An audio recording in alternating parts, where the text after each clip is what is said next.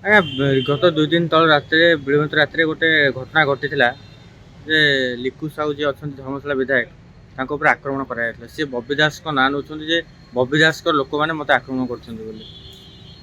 ଲିକୁ ସାହୁ ଯାଜପୁର ଯିବାବେଳେ ବୁଢ଼ା କୂଳରେ ଯେଉଁମାନେ ରାସ୍ତାରୋକ କରିଥିଲେ ସେମାନେ ସ୍ଲୋଗାନ ବବି ଦାସ ଜିନ୍ଦାବାଦ କରୁଥିଲେ, ବବି ଦାସଙ୍କ ନାଁ ନେଉଥିଲେ। ଆଉ ସେ ଗଣ୍ଡ ସେଇ ଜାଗା ଉପରକୁ ବବିଙ୍କର ଭାଇ ଲଲ ବି ଆସିଥିଲେ। ତେଣୁ ଲିକୁ ଯାହା କହୁଛନ୍ତି ତାହା ସତ୍ୟ କହୁଛନ୍ତି।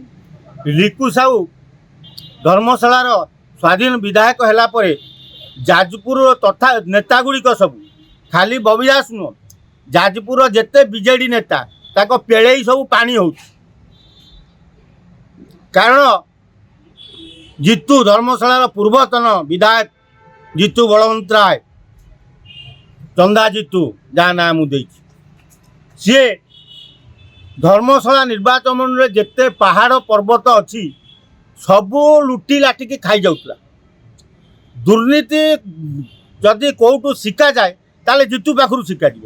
ଏତେ ପରିମାଣର ହରିଲୁଟ୍ କରିଥିଲା ଧର୍ମଶାଳାକୁ, ଯାହାକୁ ଲିକୁ ବିଧାୟକ ହେଇକି ଆସିଲା ପରେ ତା ସବୁ ପୋଲ ଖୋଲିଦେଲା। ତେଣୁ ଔଷଧ ବିକଳରେ ତାଟିଆ କାମୁଡ଼ି ହେଇ ଜିତୁ, କାରଣ ଜିତୁ ମାଲ ଦିଏ ବବି।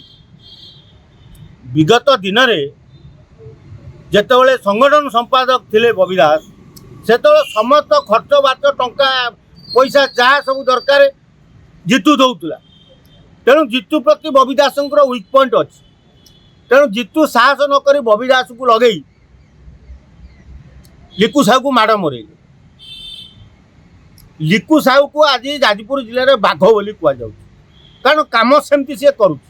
କାମିକା ଟୋକା ଲୋକଙ୍କ ସାଙ୍ଗରେ ଅଛି, ଆଜି ନୁହଁ ଲୋକଙ୍କ ସାଙ୍ଗରେ ଆଜିକି 10 ବର୍ଷ ହେଲା ସିଏ ଲୋକଙ୍କର ଯାଜପୁରରେ ଧର୍ମଶାଳା ନିର୍ବାଚନ ଲୋକଙ୍କ ସେବା କରୁଛି। ମେଡ଼ିକାଲଠୁ ଆରମ୍ଭ କରି ଝିଅ ବାହାଘରଠୁ ଆରମ୍ଭ କରି ପାଠପଢ଼ା ପିଲାଙ୍କୁ ପାଠ ପଢ଼ିବା ସବୁ କାର୍ଯ୍ୟ ସେ କରେ।